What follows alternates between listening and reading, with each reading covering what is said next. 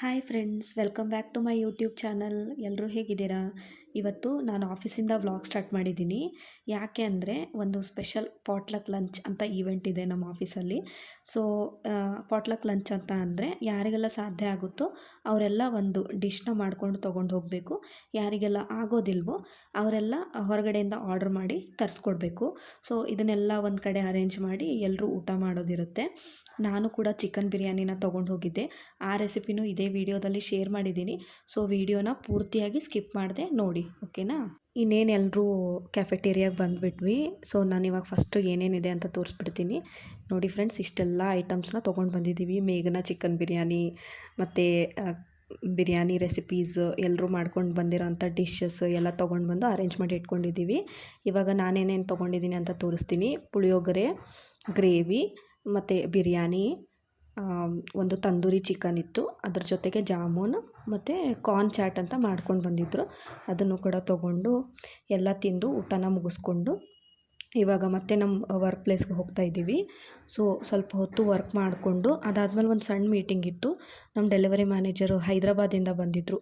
So ಅವ್ರ ಜೊತೆಗೆ face to face connect ಆಗಿ ಎಲ್ಲರೂ ಮಾತಾಡಿ ಮೀಟಾಗಿ ಅದಾದಮೇಲೆ ಇವಾಗ ಮತ್ತೆ ನಮ್ಮ ವರ್ಕ್ ಪ್ಲೇಸ್ಗೆ ಹೋಗ್ತಾಯಿದ್ದೀವಿ. ಸ್ವಲ್ಪ ಹೊತ್ತು ವರ್ಕ್ ಕಂಟಿನ್ಯೂ ಮಾಡಾದಮೇಲೆ ಅರೌಂಡ್ 5 o'clock ಅನ್ಕೋತೀನಿ ಬ್ರೇಕಿಗೆ ಬಂದಿದ್ವಿ, ಟೀ ಬ್ರೇಕಿಗೆ. ಸೊ ನಾನು ಲೆಮನ್ ಟೀ ತೊಗೊಂಡು ಕುಡ್ಕೊತ ಸ್ವಲ್ಪ ಹೊತ್ತು ಎಂಟರ್ಟೈನ್ ಮಾಡ್ತಾಯಿದ್ದೀವಿ ಎಲ್ಲರೂ. ಸ್ವಲ್ಪನಾದರೂ ರಿಫ್ರೆಶ್ಮೆಂಟ್ ಬೇಕೇ ಬೇಕಲ್ವ ಫ್ರೆಂಡ್ಸ್? ಇದು ಮಾತ್ರ ತುಂಬ ಫನ್ನಿಯಾಗಿತ್ತು. ಯಾಕಂದರೆ ಮಧ್ಯಾಹ್ನ ಲಂಚೆಲ್ಲ ಆದಮೇಲೆ ಇನ್ನೊಂದು ಬಾಕ್ಸ್ ಜಾಮೂನು ಹಾಗೆ ಉಳ್ಕೊಂಬಿಟ್ಟಿತ್ತು. ಅದನ್ನು ಎಲ್ಲರೂ ನಾವು ಕಲೀಗ್ಸ್ ಎಲ್ಲ ಸೇರಿ ಫ್ರಿಜ್ಜಲ್ಲಿ ಎತ್ತಿಟ್ಟಿದ್ವಿ. ಈವ್ನಿಂಗ್ ಬಂದಿದ್ದೀವಿ ಈಗ ಅದನ್ನು ತಿನ್ನಬೇಕು ಅಂತ. ಟೀ ಕಪ್ಸ್ನೆಲ್ಲ ತೊಗೊಂಡು ಅದರಲ್ಲಿ ಹಾಕೋತಾ ಇದ್ದೀವಿ. ಆಫೀಸಿಗೆ ಬಂದಾಗ ಇಂಥದ್ದೆಲ್ಲ ಸಣ್ಣ ಪುಟ್ಟ ಎಂಜಾಯ್ಮೆಂಟ್ ಇದ್ರೇ ಅಲ್ವಾ ಆಫೀಸಿಗೆ ಬಂದಿದ್ರೂ ಬೇಜಾರಾಗಲ್ಲ ಮತ್ತು ಮಜಾ ಅಂತ ಅನಿಸುತ್ತೆ ಅಲ್ವಾ? ಸೊ ಇವಾಗ ಎಲ್ಲನ ತಿಂದ್ಬಿಟ್ಟು ಮತ್ತೆ ವರ್ಕ್ನ ಸ್ಟಾರ್ಟ್ ಮಾಡ್ಕೊಂಡ್ವಿ. ಇವಾಗ ಬಿರಿಯಾನಿ ರೆಸಿಪಿ ಯಾವ ಥರ ಮಾಡೋದು ಅಂತ ನೋಡೋಣ. ಸೊ ಇದಕ್ಕೆ ನಾನು 200 ಗ್ರಾಮ್ನಷ್ಟು ಚಿಕನ್ನ ತೊಗೊಂಡ್ಬಿಟ್ಟು ಚೆನ್ನಾಗಿ ಒಂದು 2-3 ಸಲ ತೊಳ್ಕೊಬೇಕು, ಹಸಿ ವಾಸನೆ ಎಲ್ಲ ಹೋಗುತ್ತೆ. ಅದಾದಮೇಲೆ ಇದಕ್ಕೆ ಅರಿಶಿನ ಪುಡಿ, 1 ಚಮಚದಷ್ಟು ಖಾರದ ಪುಡಿ ಮತ್ತು ಜಿಂಜರ್ ಗಾರ್ಲಿಕ್ ಪೇಸ್ಟು. ಈ ಜಿಂಜರ್ ಗಾರ್ಲಿಕ್ ಪೇಸ್ಟ್ ಮನೆಯಲ್ಲೇ ಮಾಡ್ಕೊಂಡಿರೋವಂಥದ್ದು, ಪ್ಯಾಕೆಟ್ ಯಾವುದು ಯೂಸ್ ಮಾಡಲ್ಲ. ಅಮ್ಮ ಹಾಗೇ ಫ್ರೆಶ್ಶಾಗಿ ಕಟ್ ಮಾಡಿ ಅದನ್ನು ಚೆನ್ನಾಗಿ ಮಿಕ್ಸಿ ಮಾಡಿಬಿಟ್ಟು ಯೂಸ್ ಮಾಡ್ಕೋತೀವಿ. ಅದಾದಮೇಲೆ ಇದಕ್ಕೆ 1 ಟೇಬಲ್ ಸ್ಪೂನಷ್ಟು ಉಪ್ಪು, ಸ್ವಲ್ಪ ಎಣ್ಣೆನ ಹಾಕ್ಕೊಂಡು ಮಿಕ್ಸ್ ಮಾಡ್ಕೊಳ್ಳಿ. ಈ ಸ್ಟೇಜಲ್ಲಿ ಬೇಕಾದರೆ ಮೊಸರು ಕೂಡ ಆ್ಯಡ್ ಮಾಡ್ಕೋಬೋದು, ಬಟ್ ನಾನಿಲ್ಲಿ ಮಾಡ್ಕೋತಾ ಇಲ್ಲ, ಹೀಗೆ ಮ್ಯಾರಿನೇಟ್ ಮಾಡ್ತಾಯಿದ್ದೀನಿ. ಇದನ್ನು ಚೆನ್ನಾಗಿ ಈ ಎಲ್ಲ ಇಂಗ್ರೀಡಿಯೆಂಟ್ಸ್ ಚಿಕನ್ಗೆ ಒಂದಕ್ಕೊಂದು ಹೊಂದ್ಕೋ ಥರ ಮ್ಯಾರಿನೇಟ್ ಮಾಡಿ ಇಟ್ಕೋಬೇಕು. ಇದನ್ನು ಚೆನ್ನಾಗಿ ಮಿಕ್ಸ್ ಮಾಡಾದಮೇಲೆ ಒಂದು 1/2 ಅವರ್ ಫ್ರಿಜ್ಜಲ್ಲಿ ಎತ್ತಿಡೋಣ. ಹೀಗೆ ಮಾಡೋದ್ರಿಂದ ಅದು ಚೆನ್ನಾಗಿ ಮ್ಯಾರಿನೇಟ್ ಆಗುತ್ತೆ. ಫ್ರಿಜ್ ಇಲ್ಲದೇ ಇದ್ದರೆ ಸೈಡಿಗೆ ಕೂಡ ಇಟ್ಕೋಬೋದು. ಅದಾದಮೇಲೆ ಇಲ್ಲಿ ನಾನು ಒಗ್ಗರಣೆಗೆ ಅಂತ ಒಂದು 4-5 ಉದ್ದುದ್ದ ಹೆಚ್ಚಿಟ್ಕೊಂಡಿರೋಂಥ ಈರುಳ್ಳಿ ಮತ್ತು 3-4 ಉದ್ದುದ್ದಾಗಿ ಹೆಚ್ಕೊಂಡಿರೋಂಥ ಮೆಣಸಿನ್ಕಾಯಿ, ಅದಾದಮೇಲೆ 4-5 ಉದ್ದುದ್ದಾಗಿ ಹೆಚ್ಚಿಟ್ಕೊಂಡಿರೋಂಥ ಟೊಮ್ಯಾಟೋನ ತೊಗೊಂಡಿದ್ದೀನಿ. ಇಲ್ಲಿ ನಾನು ತೋರಿಸೋ ಕ್ವಾಂಟಿಟಿ ಬಂದು 5 ಮೆಂಬರ್ಸ್ಗೆ ಈಸಿಯಾಗುತ್ತೆ. ಸೊ ಇವಾಗ ಮಸಾಲೆಗಳನ್ನೆಲ್ಲ ನೋಡ್ಕೊಂಬಿಡೋಣ. ಫಸ್ಟು 2 ಟೇಬಲ್ ಸ್ಪೂನಷ್ಟು ಖಾರದ ಪುಡಿ, ಗರಂ ಮಸಾಲ ಮತ್ತು ಚಿಟಿಕೆ ಅರಿಶಿನ, ಧನಿಯಾ ಪೌಡರು ಮತ್ತು ಇದು ಎವರೆಸ್ಟ್ ಬಿರಿಯಾನಿ ಪೌಡರ್ ಆಗಿರುತ್ತೆ. ನಿಮ್ಮ ಹತ್ರ ಯಾವುದಿದೆಯೋ ಅದನ್ನು ಯೂಸ್ ಮಾಡ್ಕೊಳ್ಳಿ, ಬಿರಿಯಾನಿ ಪೌಡರು. ಅದಾದಮೇಲೆ ಜೀರಾ ಪೌಡರ್. ಉಪ್ಪು ಯಾಕೆ ತೋರಿಸಿಲ್ಲ ಅಂದರೆ ಅಕ್ಕಿ ಕುದಿಯೋವಾಗಲೇ ನಾನು ರುಚಿಗೆ ತಕ್ಕಷ್ಟು ಹಾಕ್ಕೊಂಡ್ಬಿಡ್ತೀನಿ. ಕೊತ್ತಂಬರಿ ಮತ್ತು ಪುದೀನ 2 ಬೇಕಾಗುತ್ತೆ. ಇವಾಗ ಫ್ರಿಜ್ಜಲ್ಲಿ ಮ್ಯಾರಿನೇಟ್ ಮಾಡೋಕೆ ಇಟ್ಟಿದ್ವಲ್ವ, ಚಿಕನ್ ಕೂಡ ತೊಗೋತಾ ಇದ್ದೀನಿ. ಸೊ ಈ ಚಿಕನ್ ಇವಾಗ ನೋಡುತ್ತಿದ್ದೀರಲ್ವ ಎಷ್ಟು ಚೆನ್ನಾಗಿ ಮ್ಯಾರಿನೇಟ್ ಆಗಿದೆ ಅಂತ. ಇದಾದಮೇಲೆ ಒಗ್ಗರಣೆಗೆ ಸ್ವಲ್ಪ ಇಂಗ್ರೀಡಿಯೆಂಟ್ಸ್ ಬೇಕಾಗುತ್ತೆ. ಇಲ್ಲಿ ಶಾಹಿ ಜೀರಾ, ಆಮೇಲೆ 1 ಲವಂಗನ ತೊಗೊಂಡಿದ್ದೀನಿ, ಇದು ಚಕ್ಕೆ ಪೀಸು, ಇದು ಏಲಕ್ಕಿ. ಸೊ ನಿಮಗೆ ಬೇಕಾದರೆ ಇದನ್ನು ಹೆಚ್ಚು ಕಡಿಮೆ ಮಾಡ್ಕೋಬೋದು, ನಮಗೆ ಜಾಸ್ತಿ ಇಷ್ಟ ಆಗಲ್ಲ, ಅದಕ್ಕೆ ಸ್ವಲ್ಪ ಸ್ವಲ್ಪ ತೊಗೊಂಡಿದ್ದೀನಿ. ಇವಾಗ ಈ ಗ್ಲಾಸಿಂದ 2 ಗ್ಲಾಸ್ನಷ್ಟು ಅಕ್ಕಿನ ತೊಗೋತಾ ಇದ್ದೀನಿ. ಇಲ್ಲಿ ನಾನು ಯೂಸ್ ಮಾಡೋವಂಥ ಅಕ್ಕಿ ಬಂದುಬಿಟ್ಟು ಬಾಸ್ಮತಿ ರೈಸ್. ನಿಮಗೆ ಬೇಕಾದರೆ ನೀವು ನಾರ್ಮಲ್ ರೈಸಿಂದ ಕೂಡ ಮಾಡ್ಕೋಬೋದು, ಬಟ್ ಬಿರಿಯಾನಿ ಅಂತ ಅಂದಾಗ ಬಾಸ್ಮತಿ ರೈಸ್ ಚೆನ್ನಾಗಿರುತ್ತೆ. ಸೊ ಇದನ್ನು 1-2 ಸಲ ತೊಳೆದ್ಬಿಟ್ಟು 1/2 ಅವರ್ ನೆನೆ ಹಾಕಿಡಬೇಕು. ಇದು ಒಗ್ಗರಣೆ ಎಲ್ಲ ಮಾಡ್ಕೊಳ್ಳೋಷ್ಟರಲ್ಲಿ ಅದು ಕೂಡ ನೆಂದುಬಿಡುತ್ತೆ. ಸೊ ಇವಾಗ ಒಂದು ಕುಕ್ಕರ್ ತೊಗೊಂಡಿದ್ದೀನಿ, ಕುಕ್ಕರಲ್ಲಿ ತೋರಿಸ್ತಿದ್ದೀನಿ ಈ ರೆಸಿಪಿ.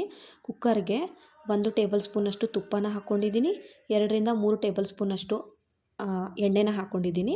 ಅದಾದಮೇಲೆ ಫಸ್ಟು ನಾವು ಡ್ರೈ ಇಂಗ್ರೀಡಿಯೆಂಟ್ಸ್ ತೋರಿಸಿದ್ನಲ್ವ ಅದನ್ನೆಲ್ಲ ಹಾಕ್ಕೊಂಡು ಅದಕ್ಕೆ ಗ್ರೀನ್ ಚಿಲ್ಲೀಸ್ನ ಹಾಕ್ಕೊಂಡ್ಬಿಟ್ಟು ಇವಾಗ ಆನಿಯನ್ ಹಾಕ್ತಾಯಿದ್ದೀನಿ. ಈ ಥರ ಉದ್ದುದ್ದಕ್ಕೆ ಕಟ್ ಮಾಡ್ಕೊಳ್ಳೋದ್ರಿಂದ ಬಿರಿಯಾನಿಗೆ ಟೇಸ್ಟ್ ಚೆನ್ನಾಗಿರುತ್ತೆ ಮತ್ತು ಇದು ಈರುಳ್ಳಿ ಬೇಗ ಬೇಯುತ್ತೆ ಅಂತ ಹೇಳ್ಬೋದು. ಇದು ಚೆನ್ನಾಗಿ ಗೋಲ್ಡನ್ ಬ್ರೌನ್ ಆಗೋವರೆಗೂ ಬೇಯಿಸ್ಕೋಬೇಕು. ಅದಾದಮೇಲೆ ಮಧ್ಯದಲ್ಲಿ ಸ್ವಲ್ಪ ನಾನು ಅಮ್ಮ ಇಬ್ಬರು ಎಂಟರ್ಟೈನ್ ಮಾಡ್ತಾಯಿದ್ವಿ. ಏನು ಅಂತ ಅಂದರೆ ಆ ಕಡೆ ನಾನು ಬಿರಿಯಾನಿನ ರೆಸಿಪಿನ ಶೂಟ್ ಮಾಡ್ಕೊತಾ ಇದ್ದೀನಿ. ಈ ಕಡೆ ಅಮ್ಮ ಬಂದು ಚಿಕನ್ ಗ್ರೇವಿನ ಪ್ರಿಪೇರ್ ಮಾಡ್ತಾಯಿದ್ದಾರೆ. ಸೊ ಅದನ್ನು ಕೂಡ ಸ್ವಲ್ಪ ಕ್ಯಾಪ್ಚರ್ ಮಾಡಿಕೊಂಡೆ. ಇವಾಗ ನೋಡ್ತಾ ಇರ್ಬೋದು ಆನಿಯನ್ ಚೆನ್ನಾಗಿ ಬೇಯ್ತಾ ಇದೆ. ಈ ಥರ ತೆಳ್ಳಗೆ ಟ್ರಾನ್ಸ್ಪರೆಂಟ್ ಆಗಬೇಕು. ಆವಾಗ ಚಿಕನ್ನ ನಾವು ಹಾಕ್ಕೊಂಡು ಹುರ್ಕೋಬೇಕಾಗುತ್ತೆ. ಸೊ ಫ್ರೆಂಡ್ಸ್, ಈ ಬಿರಿಯಾನಿ ರೆಸಿಪಿ ತುಂಬಾ ಈಸಿಯಾಗಿ ಮಾಡ್ಕೋಬೋದು. ನಮಗೆ ಬಿರಿಯಾನಿ ತಿನ್ನಬೇಕು ಅಂತ ಅನಿಸುತ್ತೆ, ಆದರೆ ಪ್ರೊಸೆಸ್ ತುಂಬ ದೊಡ್ಡದಿದೆ ಅಂತ ಬೇಡ ಅಂತ ಅನ್ಕೋತೀವಿ. ಬಟ್ ಇದು ತುಂಬಾ ಈಸಿಯಾಗಿದೆ, ಆರಾಮಾಗಿ ಮಾಡ್ಕೋಬಹುದು.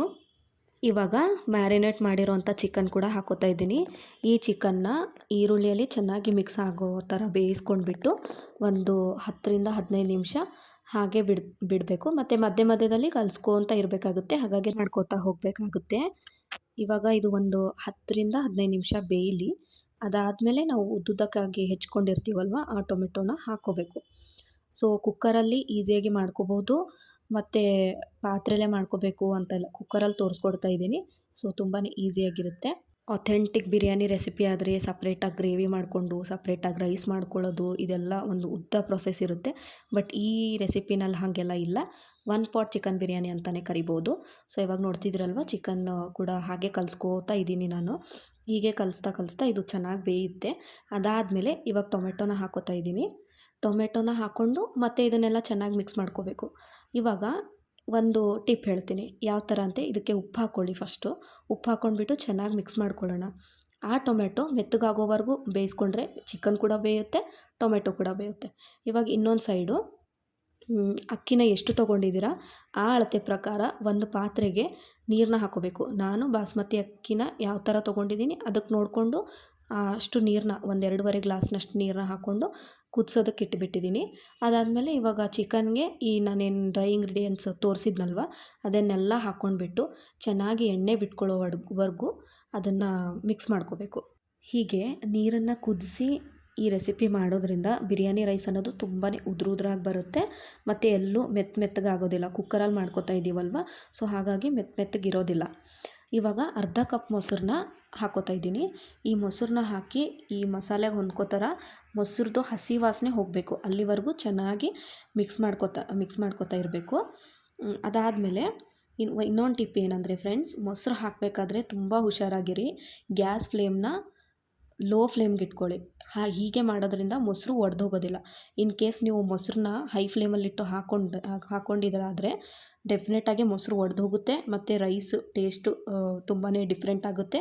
ಅದಾದಮೇಲೆ ಹೆಲ್ತ್ ಇಶ್ಯೂಸ್ ಕೂಡ ಬರುತ್ತೆ. ಸೊ ತುಂಬ ಕೇರ್ಫುಲ್ಲಾಗಿ ಮೊಸರನ್ನ ಹಾಕ್ಕೊಳ್ಳಿ. ಇದು ಕೂಡ ಅಷ್ಟೇ. ಇವಾಗ ಮಸಾಲೆನೆಲ್ಲ ಹೊಂದ್ಕೊಂಡು ಆಯಿಲ್ ಸಪ್ರೇಟ್ ಆಗೋವರೆಗೂ ಹುಷಾರಾಗಿ ಬೇಯಿಸ್ಕೋಬೇಕು. ಅದಾದಮೇಲೆ ಸಣ್ಣದಾಗಿ ಕಟ್ ಮಾಡಿ ಇಟ್ಕೊಂಡಿರೋಂಥ ಪುದೀನ ಮತ್ತು ಕೊತ್ತಂಬರಿನ ಹಾಕ್ಕೋತಾ ಇದ್ದೀನಿ. ಇವಾಗ ಇದನ್ನು ಕೂಡ ಚೆನ್ನಾಗಿ ಮಿಕ್ಸ್ ಮಾಡ್ಕೊಂಡ್ಬಿಟ್ಟು ನಾವೇನು ಸೋಕ್ ಮಾಡಿ ಇಟ್ಕೊಂಡಿರ್ತೀವಲ್ವ ಆ ರೈಸಲ್ಲಿರೋವಂಥ ನೀರಿನ ಅಂಶ ಎಲ್ಲ ತೆಗೆದ್ಬಿಟ್ಟು ರೈಸನ್ನ ಹಾಕ್ಕೋಬೇಕು. ಹಾಕ್ಕೊಂಡು ಇವಾಗ ನಿಧಾನಕ್ಕೆ ಮಿಕ್ಸ್ ಮಾಡಬೇಕು. ಇದು ಬಾಸ್ಮತಿ ರೈಸ್ ಆಗಿರೋದ್ರಿಂದ ಬೇಗನೆ ಒಡೆದೋಗೋ ಚಾನ್ಸಸ್ ಇರುತ್ತೆ. ಸೊ ಇದನ್ನು ನೀಟಾಗಿ ಸ್ಲೋ ಆಗಿ ಮಿಕ್ಸ್ ಮಾಡ್ಕೊಳ್ಳೋಣ. ಪೇಷನ್ಸ್ ಎಷ್ಟಿರುತ್ತೆ ಅಷ್ಟು ಟೇಸ್ಟಿಯಾಗಿ ನಾವು ಮಾಡೋವಂಥ ಅಡುಗೆ ಕೂಡ ಬರುತ್ತೆ. ನೋಡ್ತಿದ್ದೀರಲ್ವ, ಇವಾಗ ನಿಧಾನಕ್ಕೆ ನಾನು ಮಿಕ್ಸ್ ಮಾಡ್ಕೊತಾ ಇದ್ದೀನಿ. ಇವಾಗ ಕುದಿಸಿಟ್ಕೊಂಡಿರೋಂಥ ನೀರನ್ನು ಹಾಕ್ಕೊಳ್ಳೋಣ. ಹಾಕ್ಕೊಂಡ್ಬಿಟ್ಟು ರುಚಿಗೆ ತಕ್ಕಷ್ಟು ಉಪ್ಪನ್ನ ಹಾಕ್ಕೋತಾ ಇದ್ದೀನಿ. ಸಾಲ್ಟ್ ನಿಮಗೆ ಹೇಗೆ ಬೇಕೋ ಹಾಗೆ ಹೆಚ್ಚು ಕಡಿಮೆ ಮಾಡ್ಕೋಬೋದು. ಇವಾಗ ಈ ಕುಕ್ಕರ್ ಮುಚ್ಚಳನ ಮುಚ್ಚಿ ಗ್ಯಾಸ್ನ ಲೋ ಫ್ಲೇಮಲ್ಲಿಟ್ಟು ವಿಷಲ್ ಇಲ್ಲದೆ ಇರೋ ಥರ 30-35 ನಿಮಿಷ ಬೇಯಿಸ್ಕೊಂಡ್ರೆ ಸಾಕು. ಈ ರೆಸಿಪಿ ರೆಡಿ ಆಗೋಗುತ್ತೆ. ಇವಾಗ ನಾನು 35 ಮಿನಿಟ್ಸ್ ಆದಮೇಲೆ ತೋರಿಸ್ತೀನಿ ಹೇಗಾಗಿದೆ ಅಂತ. ಕುಕ್ಕರ್ ಪ್ರೆಷರ್ ಎಲ್ಲ ರಿಲೀಸ್ ಆದಮೇಲೆ ಇವಾಗ ಓಪನ್ ಮಾಡ್ತಾಯಿದ್ದೀನಿ. ನೋಡ್ತಾ ಇದ್ದೀರಲ್ವ ಫ್ರೆಂಡ್ಸ್, ಎಷ್ಟು ಉದುರೋದ್ರಾಗಿ ಟೇಸ್ಟಿಯಾಗಿ ಬಂದಿದೆ ಅಂತ. ಈ ರೆಸಿಪಿನ ನೀವು ಟ್ರೈ ಮಾಡಾದಮೇಲೆ ಹೇಗಿತ್ತು ಅಂತ ನಂಗೆ ಡೆಫಿನೆಟಾಗಿ ಕಾಮೆಂಟ್ ಮಾಡಿ ತಿಳಿಸೋದನ್ನು ಮಾತ್ರ ಮರಿಬೇಡಿ. ನನ್ನ ವ್ಲಾಗ್ಸ್ ಮತ್ತು ರೆಸಿಪೀಸ್ ನಿಮಗೆ ಇಷ್ಟ ಆಗ್ತಿದೆ ಆದರೆ ನನ್ನ ಚಾನಲ್ನ ಸಬ್ಸ್ಕ್ರೈಬ್ ಮಾಡಿ, ವೀಡಿಯೋಸ್ನ ಲೈಕ್ ಮಾಡಿ. Thanks for watching. Bye bye.